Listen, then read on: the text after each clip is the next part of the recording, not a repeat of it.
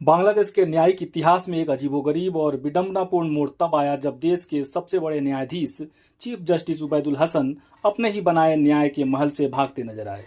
यह वही जज है जिन्हें शेख हसीना की मेहरबानी से सुप्रीम कोर्ट की सबसे ऊंची कुर्सी मिली थी।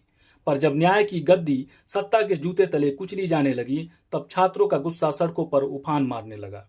और वह भी इस हद तक कि जज साहब को आखिरकार कुर्सी छोड़कर अपनी इज्जत बचानी पड़ी। सोचिए, जिस जज ने कभी कानून के नाम पर फैसले दिए, अब उसी कानून के रक्षक को छात्रों से डरकर सुप्रीम कोर्ट से भागना पड़ा।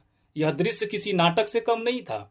छात्रों के नारों से गूंजती सड़कों पर चीफ जस्टिस कुर्सी छोड़ो नहीं तो हम घसीट कर बाहर निकालेंगे जैसे नारों की गूंज ने पूरे देश को हिला कर रख दिया।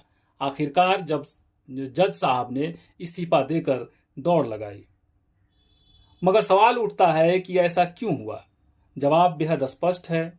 जब न्याय की सबसे ऊंची कुर्सी पर बैठा व्यक्ति केवल शेख हसीना को खुश करने में लगा हो, जब फैसले सबूतों के बजाय राजनीतिक आदेशों पर आधारित हो, तो जनता का गुस्सा उबाल मारना स्वाभाविक है।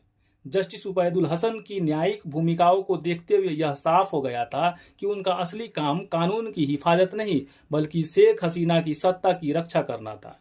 बांग्लादेश की जनता को यह एहसास होने लगा था कि उनके अधिकार और आज़ादी सिर्फ कागजों में सिमट कर रह गई है। जब हजारों विपक्षी कार्यकर्ताओं को बिना किसी ठोस आधार के जेलों में ठूंसा जाने लगा, जब न्यायालय के दरवाजे सत्ताधारियों के लिए खुले लेकिन आम जनता के लिए बंद हो गए, तब इस घुटन के खिलाफ बगावत शुरू हुई। यह बगावत केवल जस्टिस हसन के खिलाफ नहीं थी, बल्कि उस पूरी प्रणाली के खिलाफ थी जिसने लोकतंत्र का गला घोंट दिया था।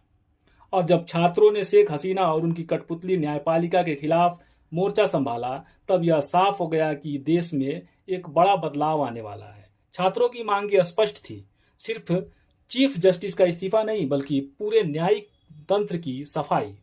आखिरकार वह दिन भी आ गया जब जस्टिस हसन को अपनी गद्दी छोड़नी पड़ी।